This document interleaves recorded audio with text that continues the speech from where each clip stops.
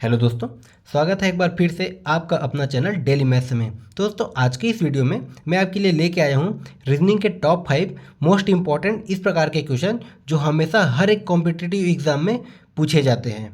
तो दोस्तों, इस प्रकार के क्वेश्चन होते तो बहुत ही ईजी हैं, लेकिन थोड़ा सा सिली मिस्टेक के कारण हम इसको एग्जाम में गलत करके आ जाते हैं। तो आज मैं आपको बताऊँगा इस प्रकार के क्वेश्चन को हम कैसे सॉल्व करेंगे, उसको बनाने की शॉर्ट ट्रिक। और अगर आपको यह वीडियो पसंद आए तो हमारे वीडियो को लाइक ज़रूर कीजिए। तो चलिए स्टार्ट करते हैं हमारे पहले क्वेश्चन को। तो देखिए दोस्तों, हमारा पहला क्वेश्चन है, नीचे दिए गए प्रश्न का सही वेन आरेख बताइए। हमारा पहला क्वेश्चन है वेन आरेख से रिलेटेड। यहाँ हमारा दिया हुआ है घोड़ा, बंदर और बाघ, इन तीनों में किस प्रकार से संबंध है ये हमें बताना है। तो देखिए, इसको कई कई बच्चे कैसे करते हैं, जैसे घोड़ा है, बंदर है और बाघ है। ठीक है, तो घोड़ा और बंदर और बाघ में सबसे बड़ा घोड़ा आ जाएगा, उसके बाद बाघ आ जाएगा, उसके बाद बंदर आ जाएगा। तो उसको इस प्रकार से बना देते हैं, पहले घोड़ा ले लेगा, फिर बाघ ले लेगा, फिर बंदर, उसको इस प्रकार से बना देते हैं। तो हमें इसको ऐसा कभी नहीं करना है। हम पहले इसका मतलब समझ लेते हैं। जो वेन डायग्राम दिया हुआ है ऑप्शन में, ये होता क्या है। देखिए, पहला दिया हुआ है, पहला में दिया है, देखिए एक के अंदर में बाकी वाला आ रहा है, मतलब जो एक वाला वेन डायग्राम है उसके अंदर में क्या है, जो बड़ा वाला है उसके अंदर में छोटा वाला आ रहा है, मतलब ये सभी वाला कंडीशन आ गया। ठीक है, मतलब सभी ए अगर बी है बोलेगा, मान लीजिए छोटा वाला ए है और ये बड़ा वाला बी है, तो सभी ए अगर बी बोलेगा तो ये इसके अंदर में आ जाएगा। दूसरा क्या दिया है, देखिए कोई नहीं वाला। दूसरा क्या दिया है, कोई नहीं, मतलब तीनों का एक दूसरे से कोई संबंध नहीं है। वही हमारा तीसरा क्या दिया है, देखिए एक तो ये दोनों सभी वाला कंडीशन आ रहा है, और ये इसके साथ ये तीसरा कोई नहीं वाला संबंध आ रहा है। चौथा में क्या दिया है, देखिए इन दोनों का आपस में कोई रिलेशन नहीं है, लेकिन ये दोनों क्या है, ये बड़े वाले के अंदर में आ रहा है। तो इसको हम देखते हैं क्वेश्चन में। देखिए, हमें दिया है घोड़ा, बंदर और बाघ, तो इन तीनों में किस प्रकार से संबंध है ये हमें बताना है। तो देखिए, घोड़ा एक अलग जानवर है, बंदर भी एक अलग जानवर है और बाघ भी एक अलग जानवर है। इन तीनों का आपस में कोई रिलेशन नहीं बन रहा है। तो इन तीनों का आपस में कोई रिलेशन नहीं बनेगा तो हमारा कौन सा ऑप्शन आ जाएगा। हम देखेंगे ऑप्शन में कि कहाँ पर भी कोई रिलेशन आपस में तीनों का नहीं बन रहा है। तो देखिए, ये हमारा ऑप्शन नंबर बी, इसमें से एक घोड़ा, एक हाथी और एक बाघ हो सकता है। कोई सा भी एक घोड़ा, कोई सा भी एक हाथी और कोई सा भी एक बाघ हो सकता है। तो देखिए, तीनों का आपस में कोई रिलेशन नहीं हो रहा है, तो हमारा आंसर आ जाएगा ऑप्शन नंबर बी। तो दोस्तों, वेन डायग्राम बहुत ही इंपॉर्टेंट होता है जो इस प्रकार के क्वेश्चन को बनाने के लिए। अगर आपको वेन डायग्राम नहीं दिया हो और ऐसा क्वेश्चन दिया हो तो इसको भी आपको हमेशा वेन डायग्राम की मदद से ही बनाना है। आइए हम देखते हैं अगला क्वेश्चन। देखिए, अगला क्वेश्चन दिया है, नीचे दी गई श्रृंखला में प्रश्न चिन्ह के स्थान पर कौन सी संख्या आएगी। जैसे हमें दिया है 3, 5, 6, 12, 12 और ये क्वेश्चन मार्क, तो इसके जगह में कौन सी संख्या आएगी। तो दोस्तों, इस प्रकार के क्वेश्चन को बनाने के लिए हम देखेंगे पहले स्टेप बाय, पहले का दूसरे के साथ क्या संबंध है, दूसरे का तीसरे के साथ क्या संबंध, कुछ संबंध बन रहा है कि नहीं। तो हम पहले देख लेते हैं यहाँ पर संबंध बन रहा है कि नहीं। देखिए, तीन में अगर हम तीन में अगर हम 2 जोड़ देते हैं तो क्या आ जाता है, 5। 5 में हम 1 जोड़ देते हैं तो ये 6 आ जाता है। 6 में हम 6 जोड़ते हैं तो ये 12 आ जाता है। 12 में क्या जोड़ने पर 12 आएगा, तो 0 जोड़ने पर 12 आएगा। मतलब देखिए, इन तीनों का यहाँ पर हम 2 जोड़ रहे हैं, यहाँ 1 जोड़ रहे हैं, यहाँ 6 जोड़ रहे हैं, यहाँ 0 जोड़ रहे हैं। मतलब कोई आपस में कोई भी हमें संबंध दिखाई नहीं दे रहा है, कोई संबंध नहीं बन रहा है। तो पहले का दूसरे के साथ, दूसरे का तीसरे के साथ अगर कोई संबंध नहीं बन रहा है तो हम देखते हैं पहले का तीसरे के साथ या फिर दूसरे का चौथे के साथ कोई संबंध बन रहा है कि नहीं। तो देखिए, यहाँ पर क्या है, पहले में 3 है, 3 में हमने क्या किया तो ये 6 आ गया। 3 में हमने 2 का गुणा कर दिया तो ये 6 आ गया। अब उसी प्रकार देखते हैं, 6 में फिर से हम 2 का गुणा करते हैं तो ये 12 आ गया। फिर उसी प्रकार 12 में हम 2 का गुणा करते हैं तो ये 24 आ रहा है। मतलब ये एक सीरीज़ में हो रहा है, एक सीरीज़ में हो रहा है, मतलब इसमें भी सभी में 2 2 का गुणा कर रहे हैं तो एक सीरीज़ में आ रहा है। तो इसी प्रकार ये संबंध हमारा दूसरे का चौथे के साथ बन रहा है कि नहीं, ये हम देखते हैं। तो देखिए, यहाँ पर क्या है, 5। 5 में हमने क्या किया तो ये 12 आ गया। 5 में हमने 7 किया तो 12 आ गया। तो 12 में फिर से हम क्या करके देखते हैं, 7 करके देखते हैं। 12 में हम 7 जोड़ते हैं तो क्या आ जाता है हमारा 19।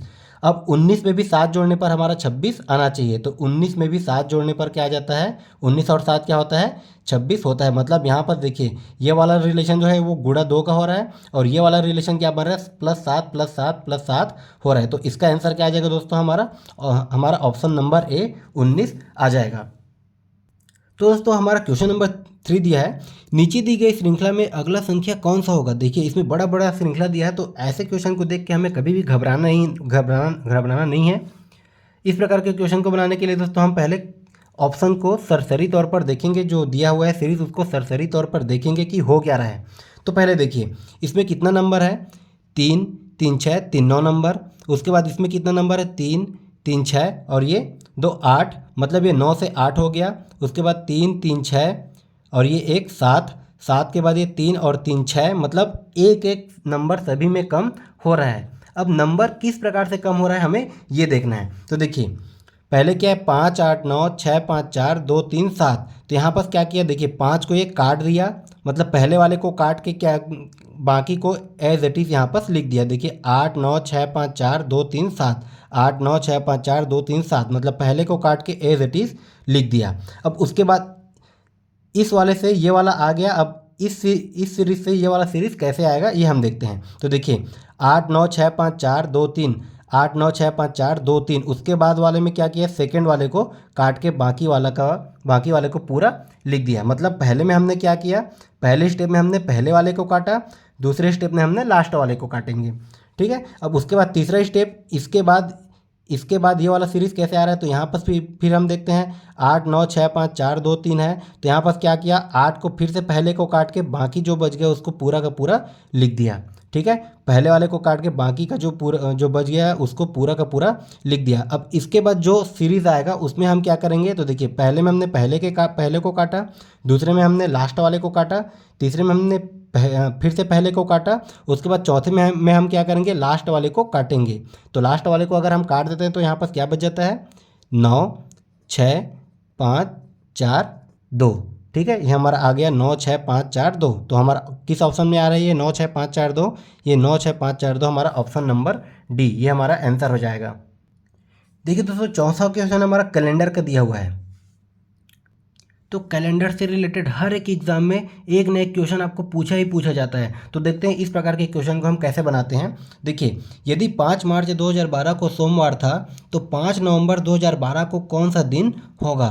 5 मार्च 2012 को अगर सोमवार था तो 5 नवंबर को 2012 को कौन सा दिन होगा। तो इसमें हम क्या करते हैं, 5 मार्च 2012 और 5 नवंबर 2012 के बीच में जितने भी दिनों की संख्या आता है उसको हम क्या कर देते हैं, 7 से भाग कर देते हैं। तो इसको हम बना के देखते हैं। इसको आपको थोड़ा शुरू से समझाता हूँ। जैसे हमारा दिया है 12 महीना कौन कौन सा हो गया दोस्तों, ये हो गया जनवरी, उसके बाद क्या आता है फरवरी, फिर मार्च, फिर अप्रैल, मई, जून, जुलाई, अगस्त, सितंबर, अक्टूबर, नवंबर और दिसंबर। अब देखिए क्या बोला है, 5 मार्च 2012 को सोमवार था। तो ये हमारा मार्च क्या है, ये 5 मार्च, ये 5 मार्च को हम ये सोमवार था। अब उसके बाद क्या बोला है, 5 नवंबर 2012 को कौन सा दिन होगा। ये 5 नवंबर 2012 को कौन सा दिन होगा। तो यहाँ से लेके यहाँ तक के बीच में कितना दिन आ रहा है उसको हम पहले काउंट कर देते हैं। तो देखिए मार्च होता है 31 दिन का, उसके बाद हमारा अप्रैल कौन से कितने दिन का होता है, अप्रैल होता है 30 दिन का, मई भी 31 दिन का, जून भी 30 दिन का, उसके बाद जुलाई कितना 31 दिन का, अगस्त भी 31 दिन का, सितंबर कितना होता है 30 दिन का, अक्टूबर होता है 31 दिन का। तो इसके अंदर में कितने दिनों की संख्या का टोटल कितना हो गया। देखिए इसको हम जोड़ेंगे 30 31 30 31 31 30 और 31 को हम टोटल जोड़ दें तो ये आ जाता है 214। ठीक है, इन सभी को जोड़ने पर ये कितना आ जाता है 214। अब देखिए 5 मार्च 2012 का हमें दिया हुआ है। अब देखिए मार्च कितने दिनों का होता है, 31 दिनों का। तो 31 में हम 5 को माइनस कर देते हैं तो कितना दिन बच जाता है, 31 में 5 को माइनस कर देते हैं तो ये 26 दिन पहले से बच जाता है। मतलब इसके साथ ये हम मार्च का 26 दिन भी जोड़ेंगे। ठीक है दोस्तों, तो ये अक्टूबर तक का हमने पहले से जोड़ लिया, मार्च का 26 दिन भी हमने जोड़ लिया। अब नवंबर का कितना दिन है, नवंबर का ऑलरेडी 5 दिन और है। तो इन सभी को हम जोड़ते हैं तो ये हो गया, ये अपना 6 4 10 10 5 ये 15 के 5 और ये आ गया 2 2 ये 4 और ये 2 का 2, 245। अब जितना भी दिन आता है उसको हम क्या करते हैं 7 से भाग कर देते हैं। तो ये हो जाएगा 7 या 21, ये कितना बच गया 2 बच गया, ये हमारा कितना बच गया 3 बच गया। उसके बाद ये 5 को हमने उतार दिया, 7 पंचे 35, तो ये हमारा पूरा का पूरा कट गया और यहाँ पर शेष फल क्या आ गया दोस्तों, 0। तो इस प्रकार के क्वेश्चन को बनाने के लिए हम हमेशा शेष फल पे ही फोकस करते हैं।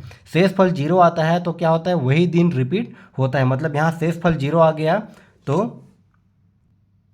जो दिन पूछा रहेगा वही दिन हमें प्राप्त होगा। जैसे 5 मार्च 2012 को सोमवार था तो 5 नवंबर 2012 को भी सोमवार होगा, ये हो जाएगा आंसर। अगर शेष फल 0 की जगह में हमें कोई भी संख्या जैसे 1 प्राप्त हो तो वो क्या हो जाएगा, जैसे 5 मार्च 2012 को सोमवार था तो उसमें हम 1 जोड़ देंगे तो वो मंगलवार हो जाएगा। अगर शेष फल 2 आ जाता है तो सोमवार में हम 2 दिन जोड़ देंगे, मतलब मंगलवार और बुधवार आ जाएगा। शेष फल अगर 3 आता है तो सोमवार में हम 3 दिन जोड़ लेंगे तो ये मंगल बुध गुरुवार आ जाएगा। ये उसी प्रकार से होगा। और अगर शेष फल 0 आएगा तो एज इट इज जो दिन पूछा रहेगा वही दिन हमारा आंसर आ जाएगा। तो इस प्रकार के क्वेश्चन को हमें ऐसे बनाना है।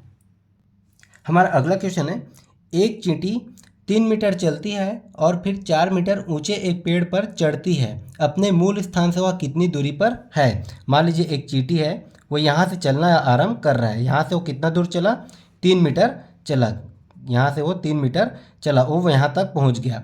3 मीटर चलने के बाद क्या करता है वो, फिर 4 मीटर ऊंचे पेड़ पर वो चढ़ जाता है। तो देखिए पेड़ यहाँ से यहाँ तक कुछ इस प्रकार से बनेगा, पेड़ यहाँ से यहाँ तक कुछ इस प्रकार से बनेगा और वो पहुँच गए कितना, ये पेड़ की ऊंचाई कितना है, 4 मीटर है। पेड़ की ऊंचाई क्या है, 4 मीटर है।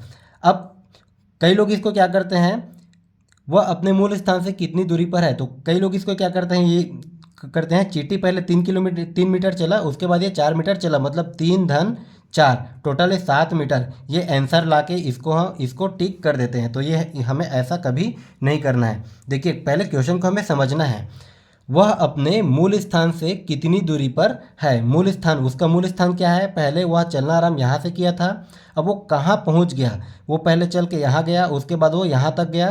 तो यहाँ से लेके ये वाला डिस्टेंस हमें ज्ञात करना है। पहले वो यहाँ से चलना आरंभ किया था और अंतिम में वो यहाँ तक पहुँच गया, तो यहाँ से लेके यहाँ तक का डिस्टेंस हमें ज्ञात करना है। तो इस प्रकार के क्वेश्चन को हम कैसे बनाएंगे, देखिए ये हमें कुछ त्रिभुज जैसे दिख रहा है, त्रिभुज में एक रूल होता है दोस्तों, वो होता है कर्ण का घात 2 बराबर आधार का घात 2 धन लंब का घात 2। तो देखिए कर्ण इसका कौन सा हो जाएगा, तो कर्ण हमें ज्ञात करने के लिए हम क्या करते हैं, जो हमारा 90 डिग्री का एंगल बनाता है उसका सामने वाला भुजा, उसका सामने वाला हमारा जो होता है वो क्या होता है, ये कर्ण होता है। तो ये हमारा कर्ण हो जाएगा। और त्रिभुज जिस पर खड़ा हो, जिस पर वो टिका हो, वो उसका क्या होता है, आधार। तो आधार इसका क्या हो जाएगा, ये आधार हो जाएगा। और देखिए ये इसकी लंबाई है, तो ये वाला कर्ण है और ये आधार है, तो ये क्या हो जाएगा, इसका ये लंब हो जाएगा।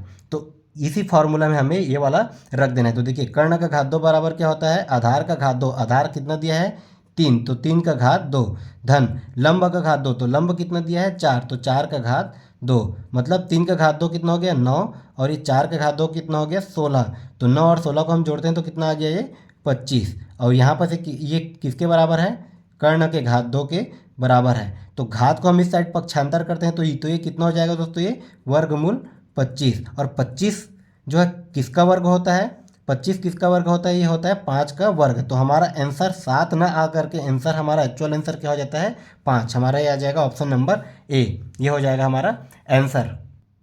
तो दोस्तों आज का वीडियो आपको कैसा लगा हमें कमेंट करके ज़रूर बताएं। साथ में ये भी कमेंट करें कि आपको रीजनिंग में किस टाइप के टॉपिक में वीडियो चाहिए। साथ ही अगर आपको वीडियो पसंद आए तो हमारे चैनल को सब्सक्राइब जरूर करें। मिलते हैं अगले वीडियो में नए टॉपिक और नए ट्रिक के साथ।